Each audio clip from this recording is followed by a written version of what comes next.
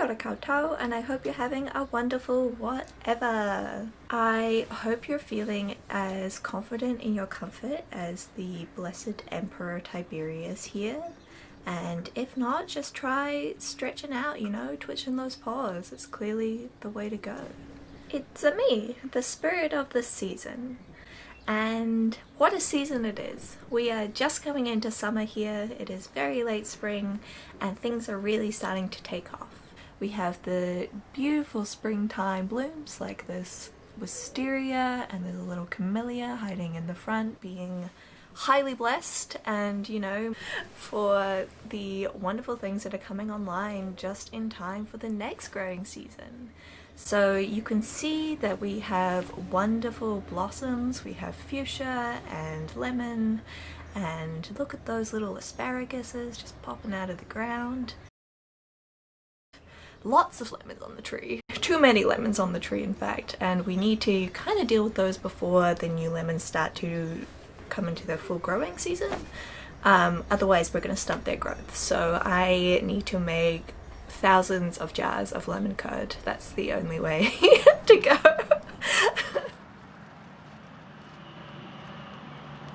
I also have some little radishes on the go. These are one of my favorite things to grow, these little French breakfasts. They're not only good, just wash the dirt off and have them with a little butter and salt, but you can also cook them. They're quite nice roasted or even chopped up in an omelette. That's one of my favorite ways to do them. Especially if you leave the greens on and they start to go soft. They're not necessarily the tastiest raw in that case, but you can definitely still cook them. I have done about half a packet of seed in September, and I'm going to put in the other half a pack of seed so that I can continue to get radishes for the next few months, but they don't typically do very well in the droughty hot summer, especially in the new year. So that's the seasons for you. I went to visit my mum back in October, I think it was October, and we dug up these little alpine strawberries which have these beautiful yellow flowers, and the blueberries, as you can see here, are also just coming into fruit. Have this weird kind of like phallic stage, but they quickly just swell up and turn into little berries, and you can see them that they're going to go growing and suck up all the water and be generally great. So excited. I am planning to use the alpine strawberries as like a sacrificial crop for my bird bath that I will definitely put together soon.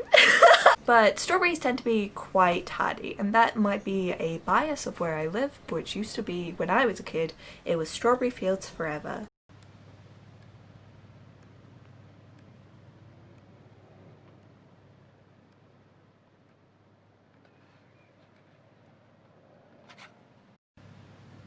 Hieronymus!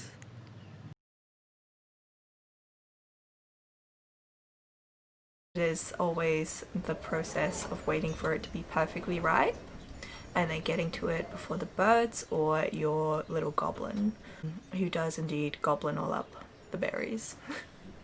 But you can see that these ones are a little malformed, I will admit, but that is, I've brought that on myself. I bought some new strawberry plants because they were on sale and they already had fruits forming on them, but instead of doing the proper thing and nipping them off and letting the plant recover from its transplant, I let them go. And I got these tiny beautiful mutants. And they were perfectly tasty. I have no complaints.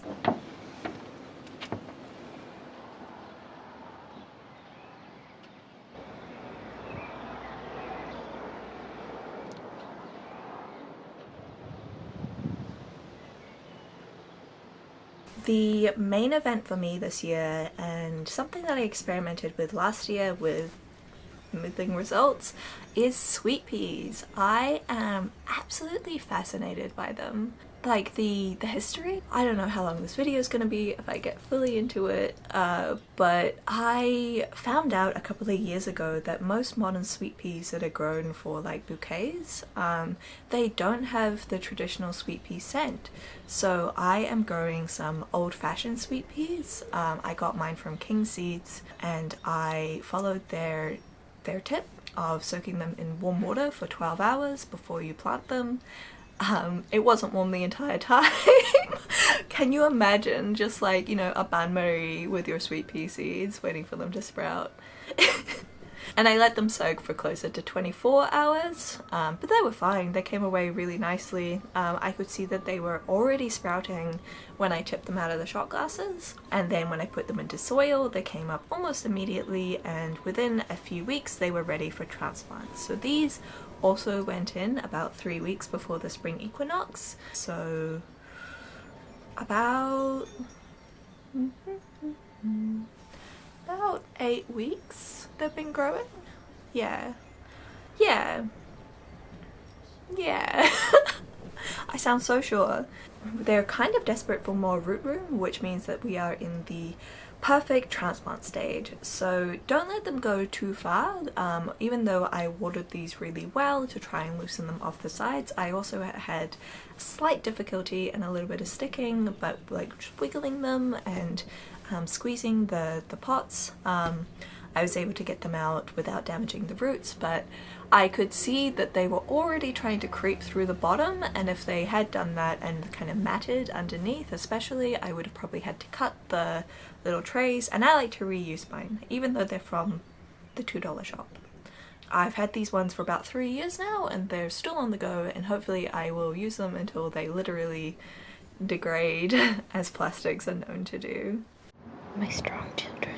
The 3 varieties of sweet pea that I chose are Almost Midnight, because I am a goth, Mammoth Choice, because who doesn't love giant delicious flowers, Old Spice Antiques Mixed, which is quite the mouthful, but also promisingly will give us some good smelling results. So my dad has been wanting to do this for a little while, so I heavily encouraged him. He built me these beautiful garden beds that I have planted the sweet peas into, and as you can see there is a net behind it for them to latch onto and climb up. But this also is for the dog, so that she is unable to access the driveway, because she has been run over once and would rather not have that again. And behind it we are also going to put in a little wildflower meadow, which is why it's looking all barren and grassless, but it should look absolutely beautiful later this year. One of the main events for me this time of year in terms of harvesting is my calendulas. So because of my climate, I am in Auckland, which is a very temperate area. I'm able to grow things all year round, especially calendulas. And in fact, calendulas grow a lot better here during the colder months, and they'll probably die back December to February.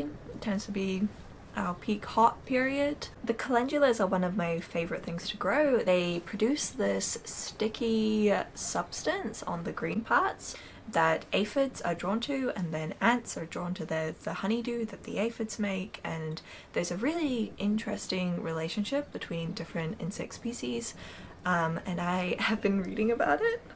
And I will link it down below. And I have been collecting these flowers so that I can infuse another batch for this year. So this here is the batch that I made last year. I wasn't really sure what I was doing, so I just went for a little batch, and I used rice bran oil because I have quite easily dehydrated but acne prone skin. So the rice bran oil is quickly absorbed but non-comedogenic, big word, and it even places nicely for me under makeup. I put it on as my last stage before sunscreen in the morning, but I have been reading that there is some evidence that calendula oil, like essential oil, which this is not, this is an infused oil, essential oil may have some protective properties. The science was done on albino rats. Shame, I know, we're, you know, not a huge fan of animal testing over here, but I I think it's really interesting that like this is something that I have found actually very useful for sunburn, and I'm planning to make hopefully a few more jars. I picked up these cute little pumpkin jars this year at Halloween from Lookshop, which you won't know what it is if you're not in New Zealand. I've been collecting my petals and my seed heads in this jar to let them dry out, so I wait until they're like touch dry and very friable, and then I peel the petals off. Wash them first, wash them when you first pick them. You don't want aphids on it because well, I mean any insects really, because you don't want to drown them in oil. But aphids particular produce a substance called honeydew, which is a neurotoxin. I don't want that on my face. Although, I guess Botox is a neurotoxin, and people pay big bucks for that. A few days I go out and see what calendulas have opened and are ready for picking. I let them go for a few days after that because I prefer to let the bees have the first go at them.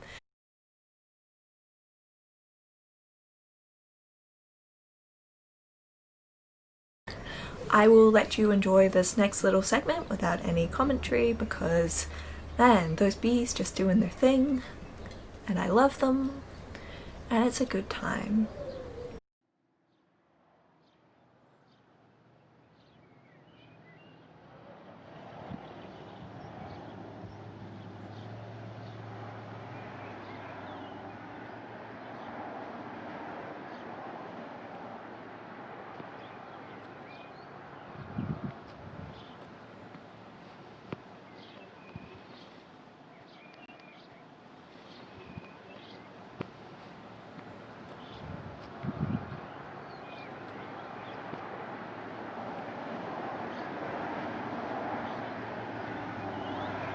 I'm gonna dry out some heads of lavender and also infuse some oil, so that hopefully will also sound delicious. Sound delicious? It does sound delicious. Smell delicious. Yeah. Yeah, so while I was out in the garden, I also collected myself some lavender. Because of the area I'm in, our lavender blooms all year round, which makes it a great source of winter food for bees. Even though hives naturally manage their population during the colder months, so they have a lot less demand for pollen especially, which is the main protein source for bees.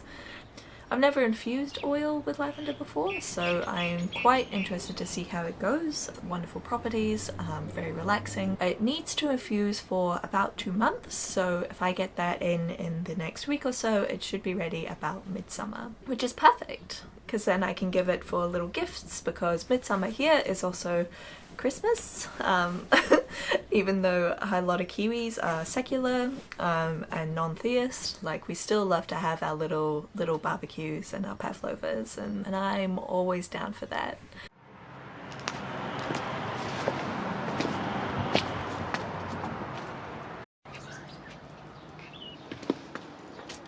I'm planning on experimenting also with some rose petals that I collected at my mum's last time I was up there, and infusing a couple of different oils this time. So I'm going to do some rice bran again because that is something that I know works really well for me and plays nice with my skin. And I'm also going to try some grapeseed oil because someday I would love to make my own oils, like, and from scratch. And I have grapes growing on this property and we don't really use the seeds for anything else, so if I can figure it out I would love to, but I'm first going to test it with some commercially available grapeseed oil and see if I like it and how well it infuses, and also whether or not it's good to use in things like balms, shampoos, soaps, things like that. So experiments galore.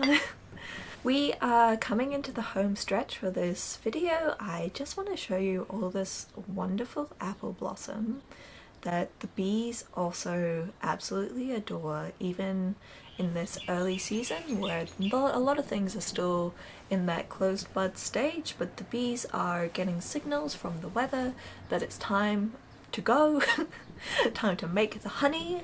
Apple blossom is one of the first things that blooms, not as early as almond blossom. I've actually missed that for this year. It's around my birthday. Next year, the blooms are very fragile and I felt a little bit bad when I was like touching them and they was all falling off, but the truth is, the petals need to fall off for the fruit to grow. So I don't feel too badly. I'm unrepentant. Apple blossom doesn't last very long. It will be gone entirely in a week or two. And that's what we grow them for. So I feel a lot better about semi-destroying those apple blossoms because it's just the circle of life, my dudes. Yeah, but collectively they smell delicious. The air is sweet and fresh. The aesthetic is all there, eh? We have an apple tree out the front on the other side of the house that always blooms like a month after the ones in the back section. So I don't know whether that's a variety thing. I'm pretty sure at least one of these apple trees is one that I planted from an apple core when I was a child. It is what it is. It gives really interesting apples. Like half of it is like gala and then the other half is like green. I don't know. It's unusual for sure. I think that apple blossom is one of the most aesthetic blooms. That's why I have picked up my dog to make sure that she also appreciates it to the fullest. Alright, down you go. To conclude, even though we have some quite unsettled weather this time of year, we've been having thunderstorms most days for the last week. It's also been fireworks night recently, so why? Why do we still celebrate the failure of political dissent? It's 2020. If you're not being a political dissident, you probably have a half-competent government. So you live in New Zealand! I'm looking forward to the next few months. It will be Feijoa season in... too long. Absolutely delicious. But these are the flowers, and they're absolutely beautiful. One of my favorite. It reminds me a bit of Pudakawa and Bottle Brush, but this one gives delicious and extremely kiwi fruit. But not kiwi fruit, that's a different plant. It's quite an exciting time of year. You can see that all these things are just hidden around, waiting to go. And I am so excited for it to happen. Each year I treat myself to a few new plants, and raspberry was my main addition this year, and it looked completely dead when I brought it home, but it sprung into life. It has all these beautiful leaves and these tiny little buds, so I should get a few raspberries at least. They're black raspberries, thornless raspberries. It's gonna be a good time. The lighting is changing.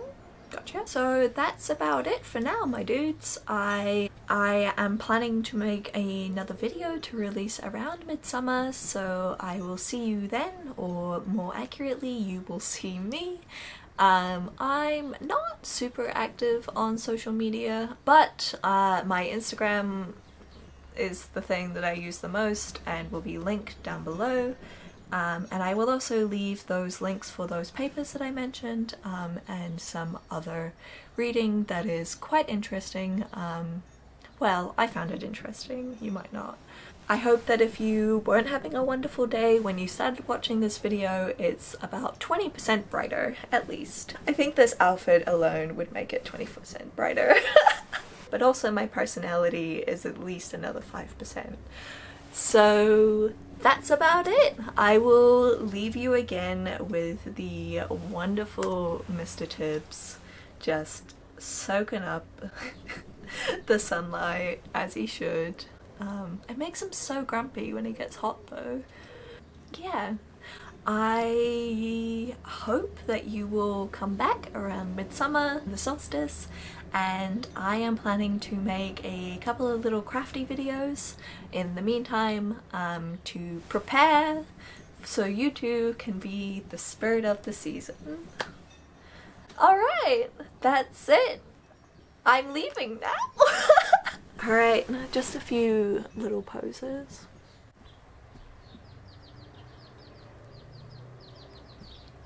I have had an eyelash in my eye this entire time.